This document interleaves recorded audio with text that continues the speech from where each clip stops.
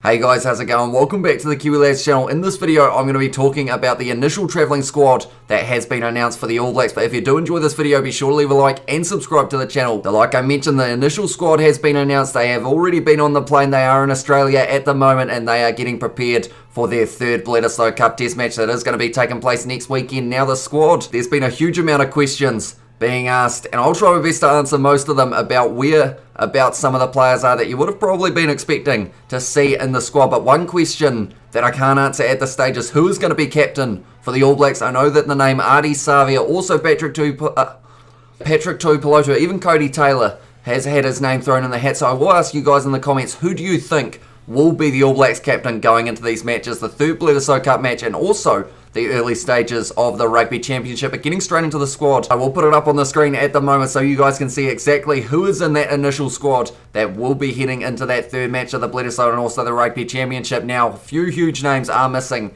and I will explain every single one of them as we go through this list. But looking first at the hookers for this one, it is going to be Samisoni Takiaho, Cody Taylor, and also Asafa Amua are the three men that they've decided to go with there. Dane Coles, he is not there, but that is due to his calf injury, but I assume maybe he will end up slotting back in there later on if that calf does heal up and he will get another chance for the ABs. Maybe it could be one of those later games in the Rugby Championship that we do see him return to the side. But for the props now, they have got a couple of the players who are still returning from injury. The likes of Joe Moody, Ofa Tuangafasi as well, both being selected, but they won't quite be prepared as soon as we go into this match for the Bledisloe Cup. It will be a couple weeks down the line once again that we will get to see the return of Joe Moody, the return of Ofa Tuangafasi as well. But they have also got a few other props that they have selected for the side, and they are as follows. So to name them all, they have gone with George Bower, Ethan de Groot, Nepo Lolala, Tyrell Lomax, Joe Moody, like I mentioned, also Angus Tarvell, Carl Tuanukiafi, and Ofa Tuangafasi also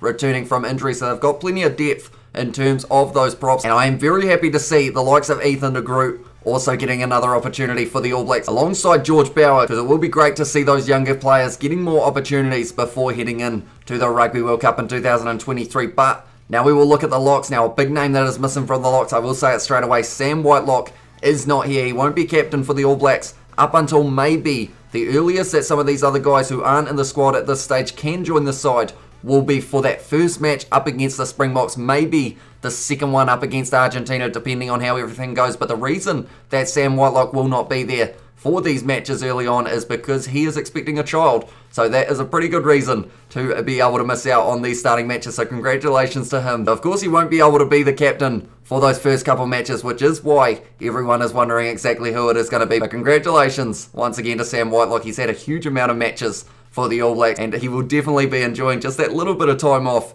to be able to spend it with his family. But at this stage, they have got Patrick Tuipulotu, Brodie Retallick, also Tupavai and Scott Barrett. So they are the four that they have gone with for the locks. But one thing to take note of is the fact that Tupavai is still yet to play any minutes for the All Blacks this year. If I'm not wrong, I don't think he's had any time throughout those games up against Tonga, Fiji, anyone. This man has just been sitting patiently waiting for his opportunity, and it could be just around the corner in those games in Australia. But they are the locks that the All Blacks have gone with. Now we will look at the loose forwards, and they are going to be as follows. They have gone with Ethan Blackadder, Akira Ioane, Luke Jacobson, Dalton Papali'i, Ardie Savea, and Hoskins Satutu. Now, something else I should mention, because of lockdown, it does mean that the Bunnings NPC, which is our national provincial competition, it has not been taking place. It has been postponed a couple weeks in a row, which does mean the likes of Hoskins Satutu, he was having a couple games for Counties Manukau, but now he is going to be back in the All Black side. I know Asafa Amua is another player who was having a bit of a run round for Wellington, of course.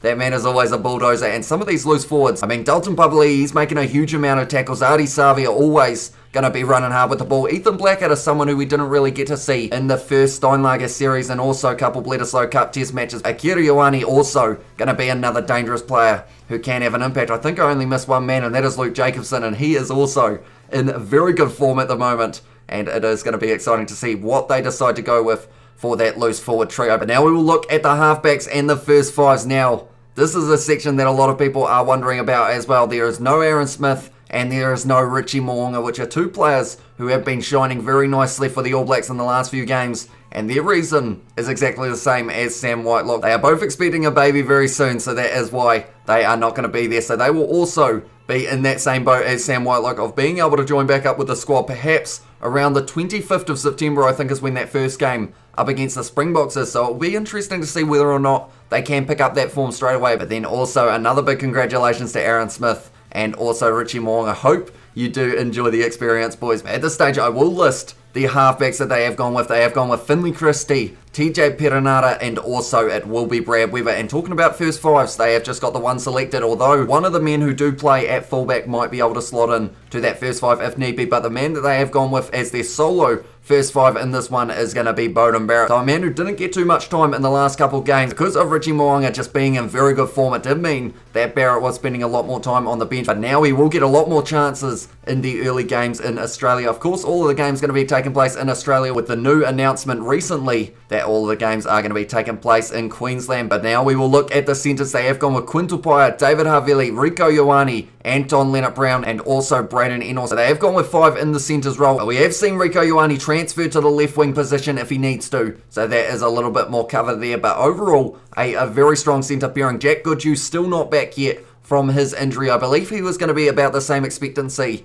as Joe Moody in terms of when those guys were going to be back, so he is going to be a little bit later perhaps than Joe Moody, who is in the squad, but Goodhue at this stage is still missing out. So in that first game up against the Wallabies, every single player who scored tries almost had a little bit of a mullet going, whether it was the Three Crusaders or also Damian McKenzie, who is a man who I am going to be mentioning very soon as one of the outside backs. We will move on to them now, and it is Damian McKenzie, Sevu Reece, Geordie Barrett, George Bridge, and also Will Jordan. So a few players who have been finding some pretty good form recently, including Will Jordan. Of course, that man has just had an insanely good strike rate. Anytime he's out on the field, he does score tries. George Bridge, a player who we haven't really seen too much of in the past few matches, but maybe this will be his opportunity. We have got the third Bledisloe Cup match in Perth, and then the rest of the games are going to be taking place in Queensland, like I mentioned, with the first coming at Suncorp Stadium up against Argentina, so that should be a very exciting match to watch. But that is the initial travelling squad that the All Blacks have gone with. There are a few players who are missing, but they have still got a very solid side, and those other players will be joining back